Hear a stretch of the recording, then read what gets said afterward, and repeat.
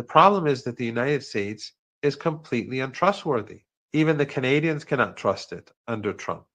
Even New Greenland cannot trust it. Trump. Panama, I'm sure, has a few things to say about Trump as well. So, under these circumstances, how could negotiations be possible when Witkoff himself, after just a few weeks, is undermining his own agreement when it comes to Gaza? Iran is looking, Iran is watching Witkoff, Iran is watching the United States, and it sees that an agreement that was put together with Witkoff behind it has been unraveled, and Witkoff is taking sides with the Israeli regime that has been violating the deal and which is carrying out genocide. And he speaks about Netanyahu's successes in murdering Sayyid Hassan Nasrallah. So he speaks as an Israeli. He's speaking as if he is on the Israeli side, which he is, of course. He may have disagreements with Netanyahu on certain issues, but he's not a broker. He's not a middleman, and he's not someone who has so far shown himself to be a reliable partner for any form of agreement. So the problem between Iran and the United States, I think more than anything else, has to do with mentality. This U.S. mentality of exceptionalism, of superiority, of looking down at others.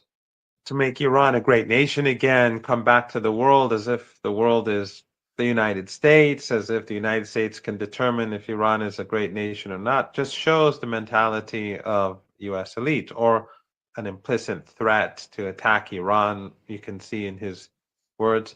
So the United States, which is a part of this genocide, which is carrying out this genocide, is not an honest broker, and it cannot pretend to be an honest broker. Just like in the situation with Ukraine, the United States pretends that it is the middleman between Ukraine and Russia, whereas the United States was behind Ukraine, regardless of what Trump's policies are today. This is the mentality of the United States. And of course, Witkoff is a Zionist Jew. And for example, when he speaks about Hamas, he calls all of Iran's allies across the region terrorists, but he says that Mani, who just carried out sectarian slaughter in Syria, he called him he's a changed man. That, I think, says a lot about the situation inside the United States. Or Witkoff blames Hamas, but Hamas simply wants the implementation of the agreement that Witkoff was behind. He was the person who brought about the ceasefire the day before Trump was inaugurated. The second phase of the ceasefire has not been implemented.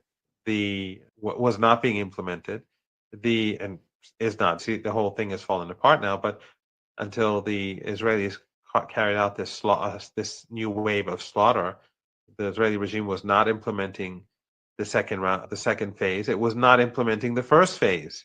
It was not allowing mobile homes to get into, or tents to get into Gaza, or heavy equipment so that they could remove the rubble. They weren't allowing all sorts of supplies to get into Gaza, despite the fact that it was a part of the ceasefire agreement.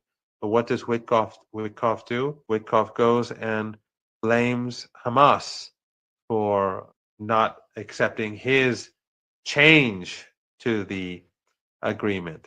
And the second is that the United States is not reliable. Trump is not reliable. Let's just go to the Hamas and Israeli agreement. Witkoff was behind it. How can Witkoff, who himself is behind the agreement, basically change the agreement? And Trump, of course, reject the agreement altogether when he says all the Palestinians must go. How can he do that and then expect Iran to trust the United States at the negotiating table? Because in order for negotiations to happen, there has to be trust. There has to be a degree of trust. If you have zero trust in me to sell a house, to sell a car, to buy a house, to buy a car, something like that, a business, you can't sign an agreement with me because you know that I'm looking for a way to cheat you. I will try to undermine you. You have to have a minimal amount of trust in me in order to trust, and you have to verify it, and you have to make sure that everything is done carefully so that I don't cheat, but you have to have a minimal amount of trust. The United States wants the sort of country that can be milked, like Saudi Arabia. Saudi Arabia has a huge amount of oil wealth. But if it goes to war with the most impoverished, when it invades and tries to destroy and carries out a genocidal war against the poorest country in the world, meaning Yemen, it fails. Why? Because the United States has done nothing for Saudi Arabia. It is a vulnerable and weak and broken country that can spend its dollars, but it cannot even create a defense capability that can lead it to some slight. They lost the war against Yemen. Not only did they fail in winning the war, but ultimately the Saudis had to accept the ceasefire when Yemen began to destroy key Saudi oil installations. So that is the end result of U.S. domination in any country.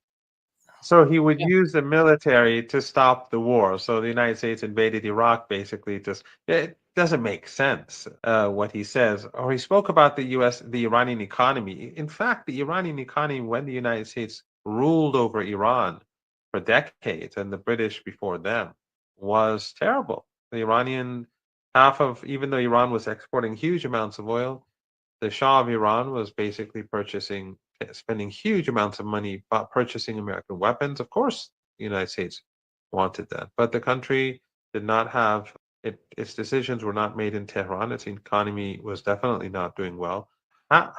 More than half of the girls in Iran were not even going to school under the Shah.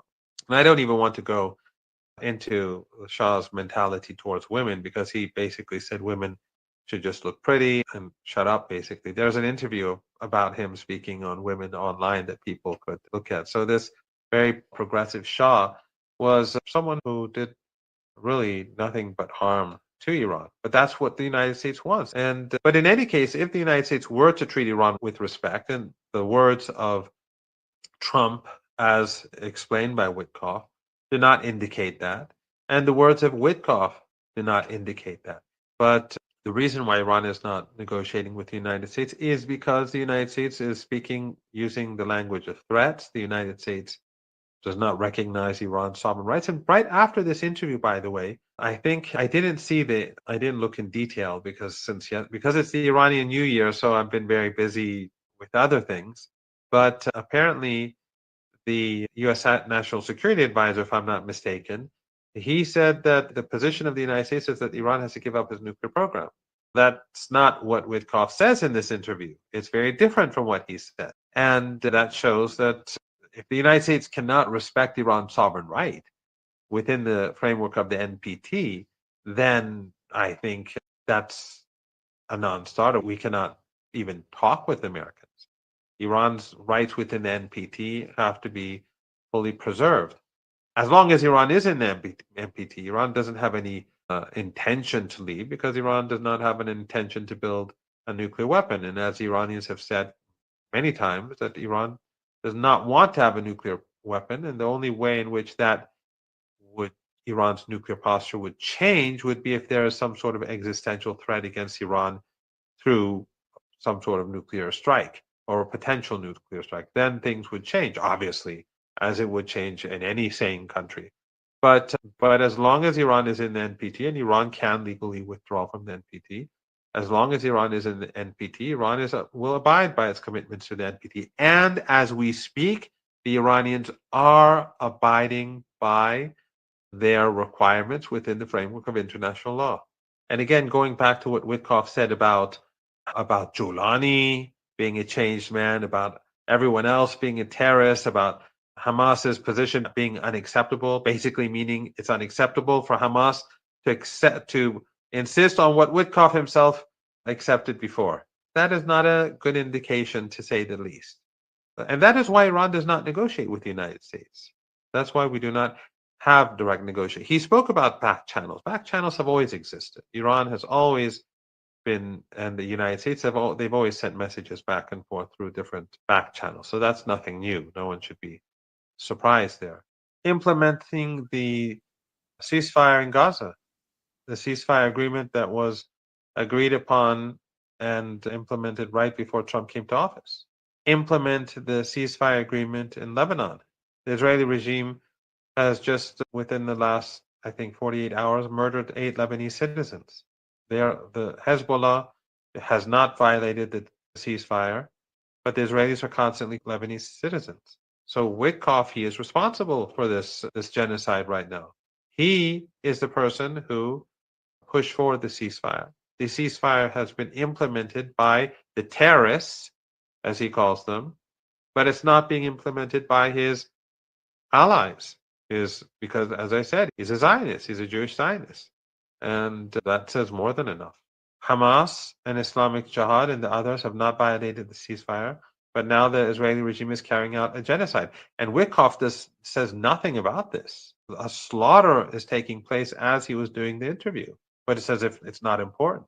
If Witkoff wants to be taken seriously, then we have to see how what he has already negotiated is implemented. I think that's first and foremost. For the Iranians, it's every night in the Iranian news, unlike on the BBC and CNN and Fox News and the New York Times and the Washington Post and Breitbart, the top news story, international news story, is Gaza, is the atrocities being carried out by the Israeli regime. So for Iran, it's of course Turkey is also now in the news too, but consistently the top news story has always been Gaza. But I think what is happening in Turkey weakens Turkey significantly. I don't expect Erdogan to be removed from power, for these people to carry out some sort of revolution. That's just not possible. But I think it weakens Turkey a lot. It will weaken the Turkish economy. Just from looking at Iran, I know that a lot of Iranians are no longer traveling to Turkey. This is a short-term consequence, but you can understand the broader economic implications about what's going on. It's really a choice. The people of Turkey are fantastic people. I've traveled there often. I've been to different conferences. They come here. They're wonderful people, and they have a wonderful culture. And it's very similar to Iran, as I'm sure the culture and many they're Sufis, so it's very similar to Iranian culture, religious culture. But at the moment, I think it's between bad and worse, meaning the two sides. That's how it seems. I don't taking what we've heard from taking the statements made by Hamas being a terrorist organization by members of the opposition. Of course, the opposition is fragmented and diverse, and there are people within the opposition that are very pro-Palestinian and in fact attack Erdogan for not doing enough for the people of Gaza and not breaking ties. But from my understanding, and your viewers should look this up and correct me if I'm wrong, I think the former mayor of Istanbul, called Hamas a terror organization. So what is happening in Turkey has no positive or negative impact on Gaza. It may have an impact on Syria, because I'm sure the terrorist groups are worried about what's happening in Ankara and Istanbul and elsewhere. Erdogan has never helped the Palestinian people. He has not sent weapons to Gaza. He's doing business with Netanyahu. He continues to transport oil throughout the genocide. He's been doing this. Turkish Airways continues to fly to Tel Aviv, even though Ansarullah has warned all foreign airlines to stop flights to and from the regime.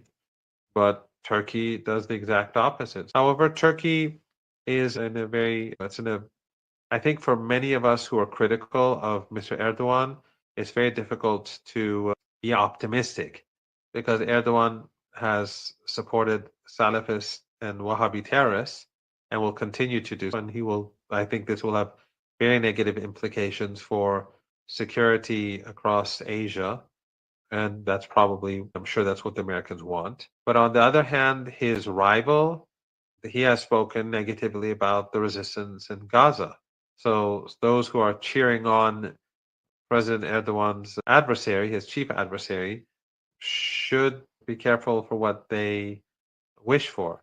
The problem with President Erdogan, and many people there's always been this debate about Mr. Erdogan in Iran. Some say he's a great politician because he's always playing one side against another. But others, and I tend to agree with the second group, say that he is seen as not having any principles because he will do an agreement with you and then he will betray you and do an agreement with the other side, then he'll betray the other side and do an agreement with you. And in the short term, that has advantages. But in the long term, it is both unprincipled, but it creates an environment where no one trusts you. And right now, Mr. Erdogan, I think, is someone who no one trusts.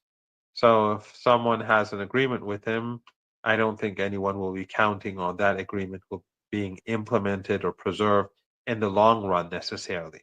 Because if he speaks to someone else, then things will change. But I don't think that he has I don't think he has a fixed position on any potential partner. He shifts and changes, and that makes him an unreliable partner. There are many examples, but the fact, if you recall, when he sent the Ukrainian POW back to Ukraine, these Azov neo-Nazi prisoners that the Russians gave to Turkey, without Russian permission, he sent them to Ukraine. That's just a small example. It's not very important, but it's basically how he works. I'm sure Russia and Iran are very important for him because being opposed to Iran and Russia would be very costly.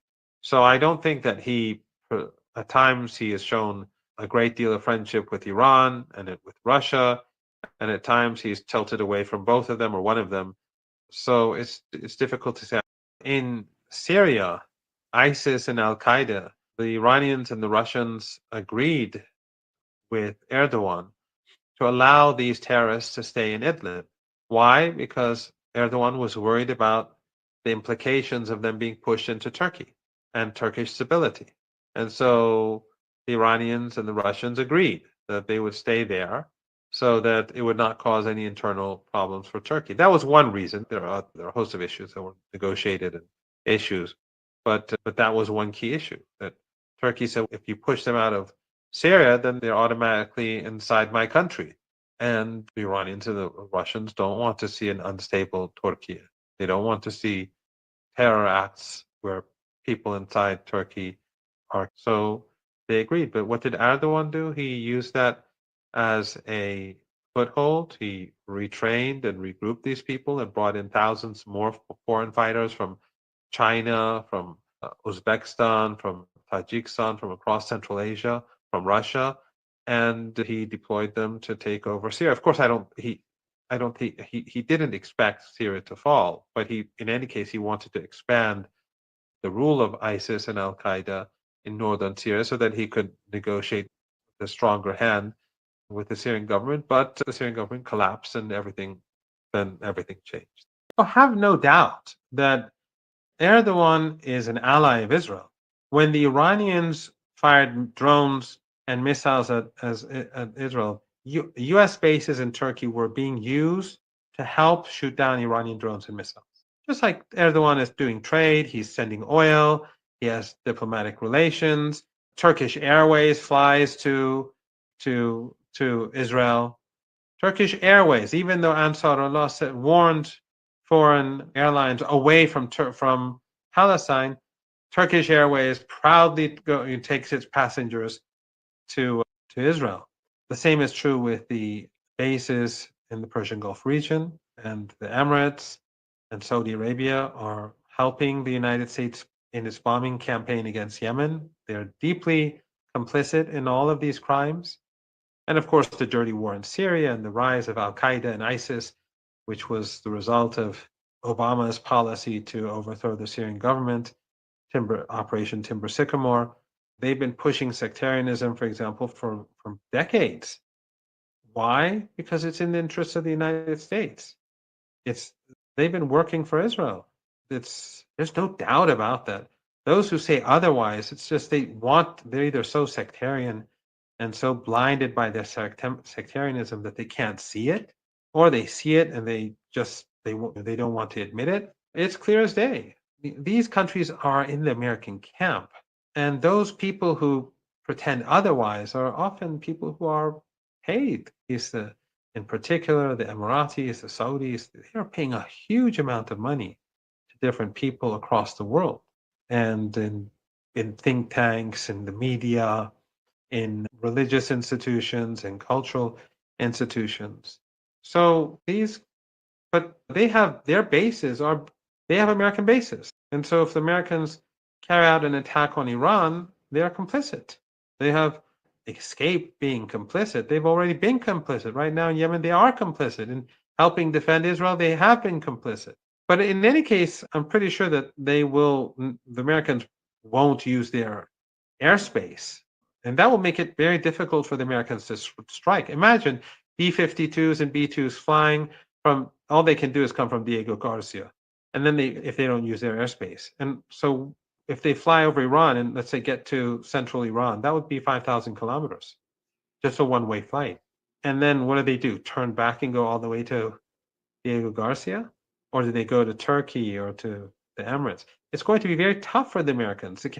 They can't invade Iran. If they want to invade Iran, they'll have to bring 1.5 million people, which is just not possible. This is not the United States of the 1990s. And the regimes in the Persian Gulf are very vulnerable because drone and missile technology has just changed the face of warfare. Ask the Ukrainians and the Russians. It's going to be very difficult for the Americans even to carry out limited strikes. There will be harsh retaliation. But whether they refrain from using the airspace of their allies in Turkey and in the Persian Gulf or not, these regimes are complicit. And those that have oil and gas in the Persian Gulf should be prepared for the worst. But Erdogan has proven himself to be an unreliable person and simply someone who thinks about his own interests above anything else. One day he is a neo-Ottoman, one day he's a Salafist, one day he's a U.S. ally, one day he pretends to be tilting away from the U.S. But remember, as soon as the Americans threatened him with sanctions over that pastor who they accused of being part of the coup, he submitted immediately to the United States. And Erdogan was key to Operation Timber Sycamore. Erdogan is not Turkey. That's why I always say Erdogan, because the sentiments of Turks are very pro-Palestine. And they are outraged like everyone else. In the past in Iran, there was always this discussion that he's a smart politician. He's always playing off one against the other. But I would always say, and some others would too, that in the short run, this has benefits, but in the long run, no one trusts you anymore. And I think it's very fair to say that no one trusts Erdogan. No Western leader, no BRICS leader, no one in the region, no one trusts him because he's lied so many times. He's promised one thing and did something else so many times that no matter what he says, no one or the people around him, no one trusts them. He's recently, because of his difficult situation, he's approached Iran and his people have approached Iran. But the Iranians are saying, how do we know? If we agree on A, B, or C, and then tomorrow he just turns around and does something the exact opposite. And now let's see what the situation is in Syria today. He's destroyed the country. He's wrecked the country. There is no country. It's just a land of misery now. And the Israelis are bombing it at will. The regime that he's installed is so deeply sectarian that they think more about killing minorities than they think about retaking their sovereignty. It's very sad and pathetic, but he has a lot of blood on his hands. And he is completely unreliable. When he was holding prisoners that the Russians have captured, and he promised not to hand them over to Ukraine, the Azov Battalion forces, back then it was the Azov Battalion, not the brigades, but Turkey, he handed them over to Ukraine. In a sense, he's like Trump. Trump wakes up in the morning, there's a ceasefire in Gaza because of Trump, and then he says the Palestinians have to leave Gaza.